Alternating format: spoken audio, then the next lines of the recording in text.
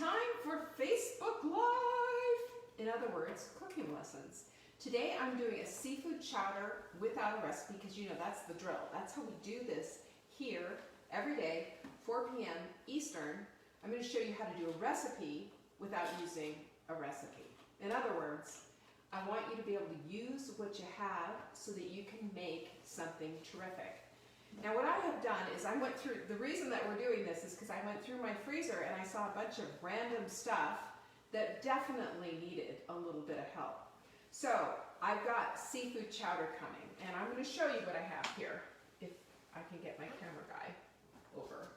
So this is some flounder that we got. It is frozen flounder. You've seen them in the big, they're bigger picture kind of things. You've seen them probably with, you know, they've got the big bags that are full of flounder and salmon and whatever, and it's usually a pretty good bargain. Sometimes you hit the jackpot and sometimes you do not. And this is one of the you do nots. We tried making this fish a couple of different ways and I just wasn't really happy with it. It fell apart, etc. And here it is in its big old ugly frozen mess. That's going into the chowder. We also had just this random little bit of scallops left. Cut those up. We're going to take care of that.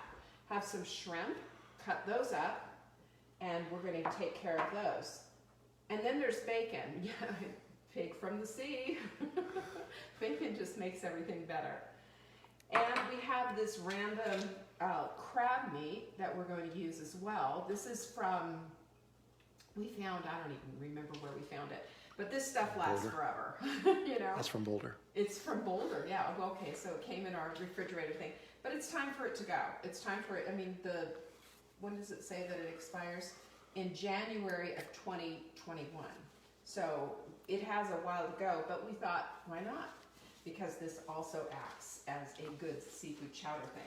I've also got your basic carrots, celery, and onions. I do not have, however, potatoes. We're going to keep this a low-carb adventure. I also have, and I'll show you, I don't know why I didn't take the lid off of this, but I also have right here, do you see this? This is leftover soup from last week. It's just vegetable soup. It's got cabbage, carrots, celery, onions, some thyme, etc. And it's just leftovers, but I'm going to use that and put that in there as well. And then I have a little bit of heavy cream. There's not a whole lot in here, but you don't need a whole lot. What we do is make this bone brothy. And so, speaking of which, come see my bone broth. Isn't it so pretty? It's not as gelatinous as this last batch, but this was all from leftover bones. None of it came from the chicken paws. We didn't use any chicken paws, but it's still nice and gelatinous. Always make it in an Instant Pot. I've got several videos here if you don't know how to make, if you're unfamiliar with making this wonderful elixir. I've got several videos here on our Facebook page showing you exactly how to make bone broth. Well worth your time. Anyway, we're going to get started. First things first, we're going to heat up some ghee. As we heat up that ghee, we'll add the onions, the celery, the carrots, and as they get going, we'll throw some bacon in there as well. But what we do is I always start with a pot. I always start with a little bit of fat in the bottom, and I always saute my basic ingredients. And the reason why is it brings out the flavor, it brings out the caramelization, it brings the sugar to the surface of the vegetable that we're cooking with, and it just adds a nice component, an extra layer of flavor. That's why I do that all the time. Then everything else will go in, we let it simmer, and add the heavy cream. Can you believe how easy this is? Okay, we're done. Not really, but that's it. That's really how easy it is. Soup is a forever forgiving food. Whatever you have, you can put in there, and you can make some really good stuff happen with it. So, and the other thing is too, when you're getting ready to saute, you never saute in a cold pan. You never start there and just put a cold pan and put a bunch of food in there and just wait for it to sizzle. That's not how it works. You heat your pan first, then you add your oil or your fat or your butter or whatever it is, and then you add everything in there. For the sake of convenience, I threw it all in together and I'm just now heating it up. So it's not quite ready to go. You can always test, throw a piece of something in there. If you don't hear a sizzle, it's not ready. So we're gonna wait for the sizzle. And I also need a lid to go on this so that we don't. I'm right here. There it is. Yeah, because it gets loud and I want to quell the noise. So that's cooking up. The other thing that I'm going to do here is I've got a wooden spoon to stir.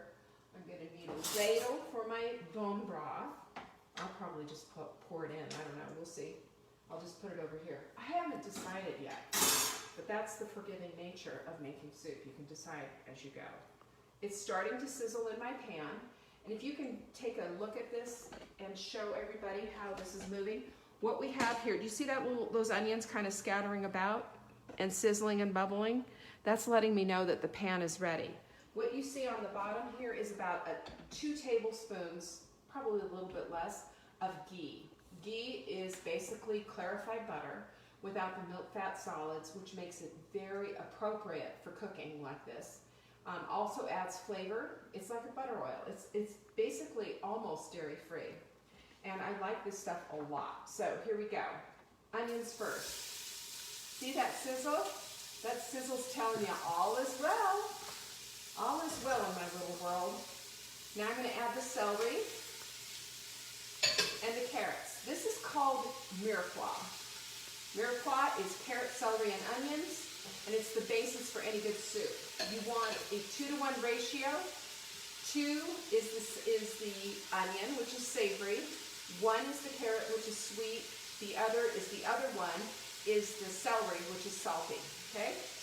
Memorize that.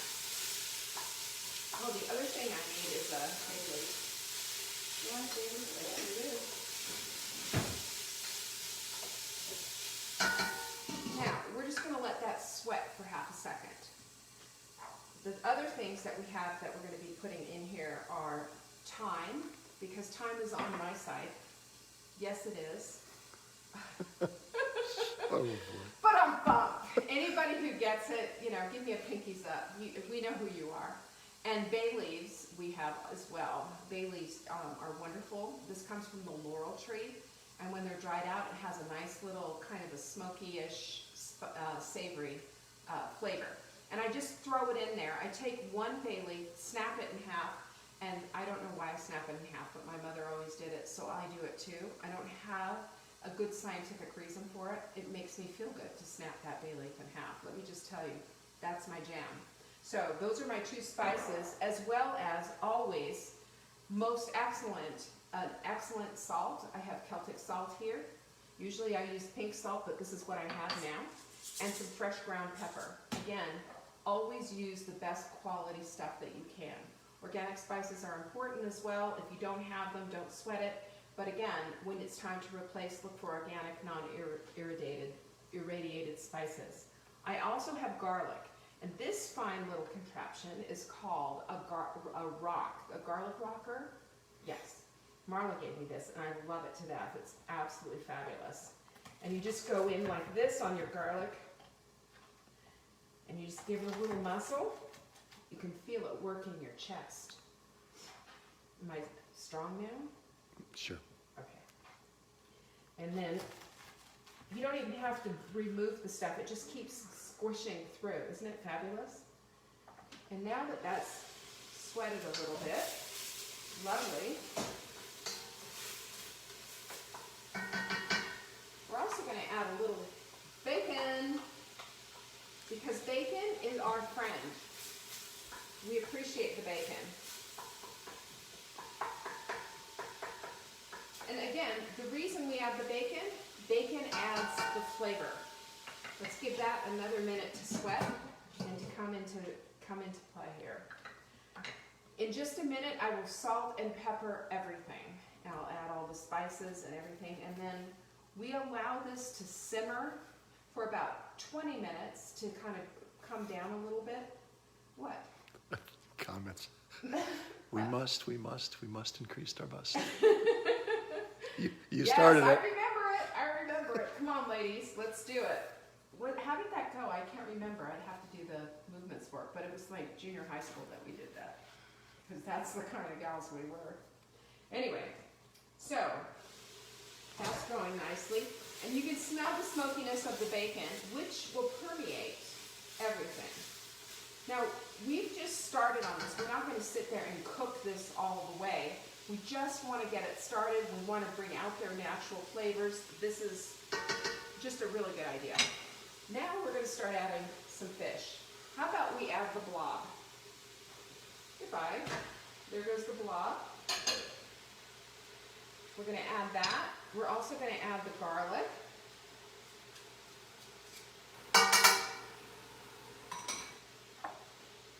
Stir that around, working around the fish. Now you're probably wondering, well, why didn't you chop up that fish? Because one of the things about this fish that I have an experience with is that it fell apart and crumbled. And it doesn't it's not like it's going to have big fish pieces that I'm going to have to go back in and smash. It'll come apart all by itself. That's why it's perfect for chowder. The other thing is with chowder, and especially when you're doing it the way that I'm doing it, I'm not going to use a thickener on it. It will thicken itself. We use bone broth, we let it simmer down a little bit, and we're going to take the bulk of it, so it's going to have about that much, and we're going to bring it down to about here. That's when you add the cream. And I'm serious, it's mostly a bone broth stew, seafood chowder rather, but you only add probably about a half a cup of cream. I use a heavy cream, but you can make this dairy-free and use a coconut milk.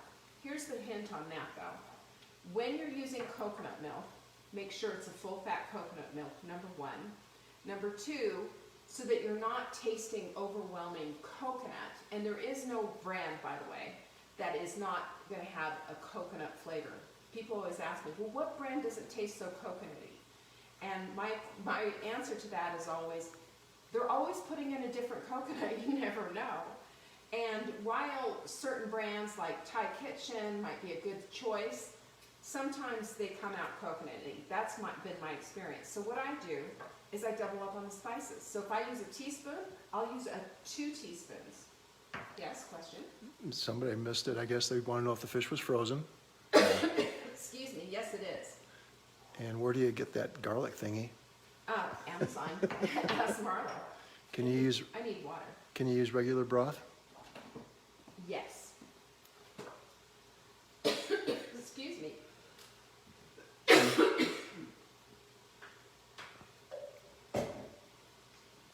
Ah, much better. Sorry about that. So, let's go ahead and get the spice,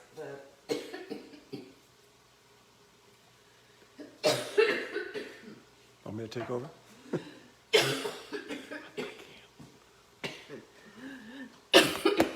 Get it now.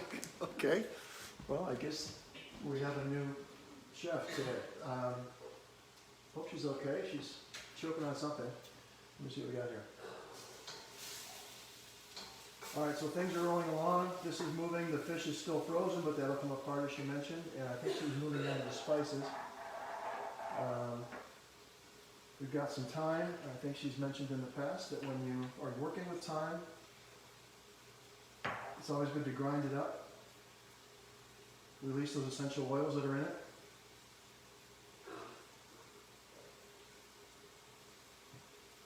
She must have gotten something caught in her throat because she is not having a good time, but I'm sure she'll be back.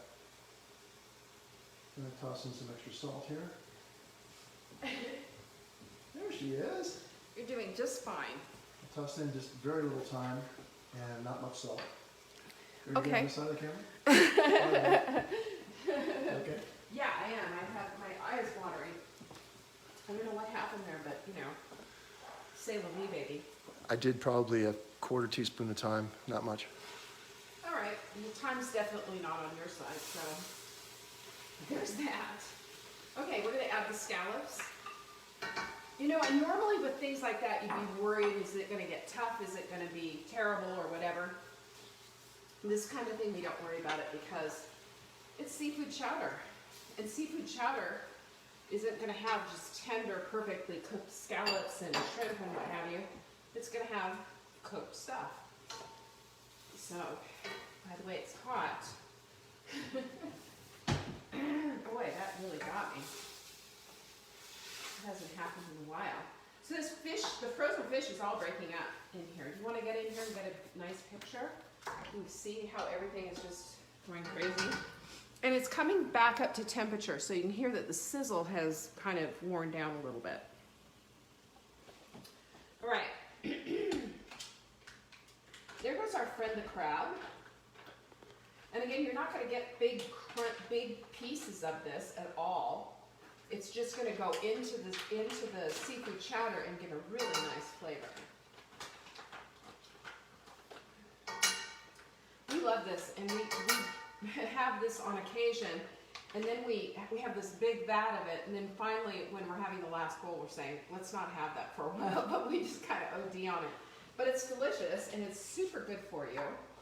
All this fish. Somebody always invariably asks me about mercury. Go with low mercury fish. And if you want to find out about it, all you have to do is Google it and say low mercury fish, and you'll find out what is and what isn't. Okay, at this point, do I have everything in? I sure do. I'm going to put in some more thyme. And remember what you do. Did you do this? I did. Good job.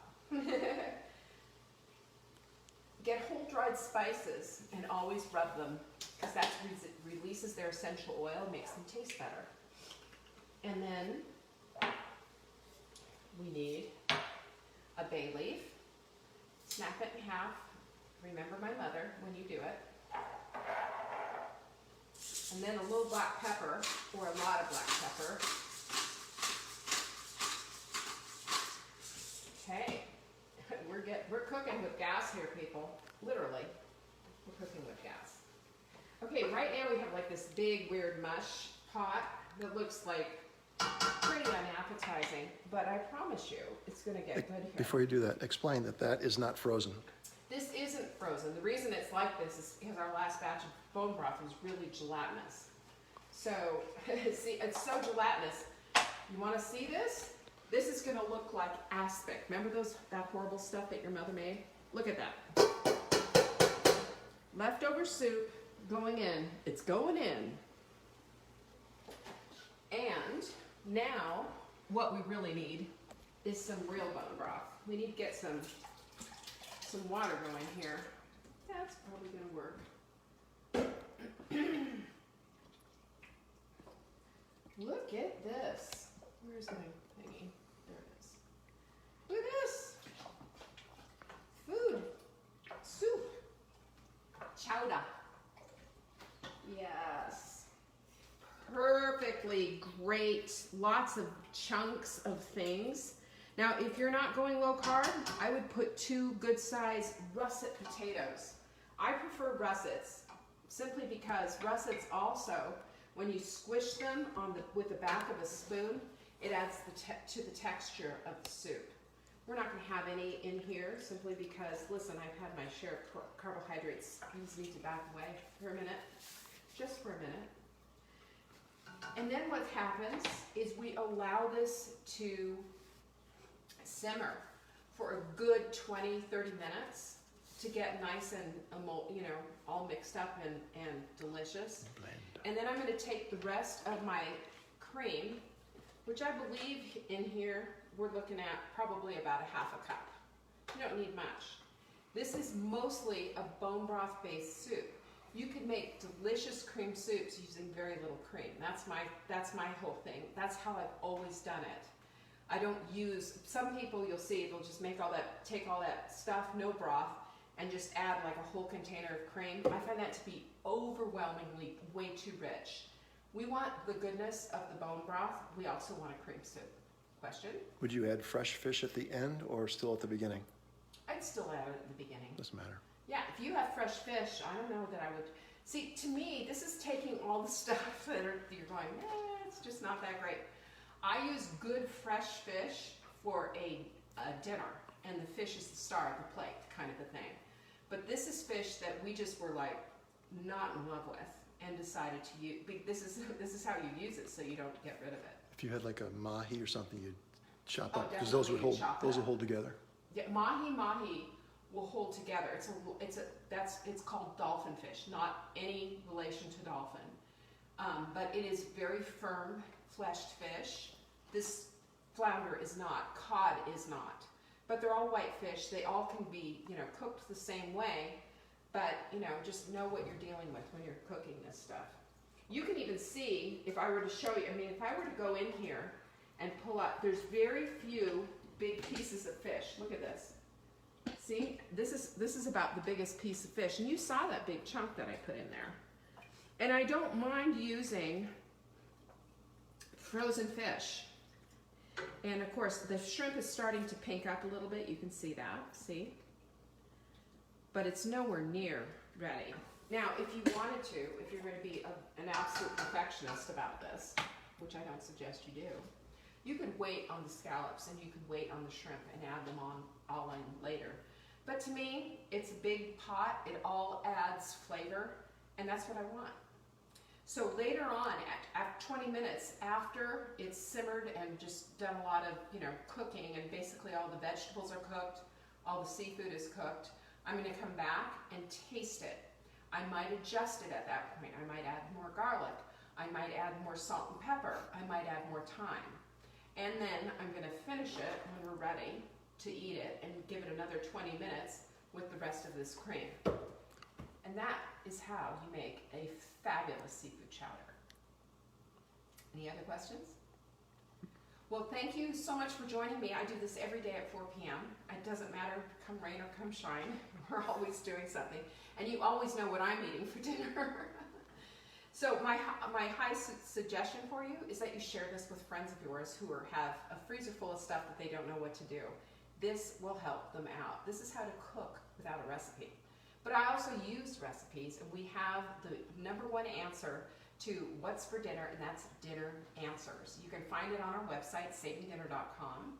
It's $7 a month, and what you get in return is menu plans every single week, every Tuesday, no matter how you eat. And this is how you can support a small woman-owned business, and how we, in return, can support you. So become a dinner answer subscriber today. We'd love to have you aboard. You have another question? Well, somebody asked about how much bacon. How much bacon? I had 3 strips. I think there were 4, weren't there? 3. But it was extra thick. It was the thick bacon. They were. I would do 4 if it was just thinner strips. And people want to know if you can maybe post a photo later of the finished product. Can I do that? We shall see. Yes, I will. Definitely. I'll definitely do that. I might show it to you all done in a bowl. That's what I'll probably do. That's it. That's all I have for you today. I hope you enjoyed this. Again, share this video and become a member of Dinner Answers. Today is the day. It's only $7 a month, and you're going to get everything that you need to get your family back to the dinner table. I appreciate you all. Thanks for joining me. See you tomorrow at 1.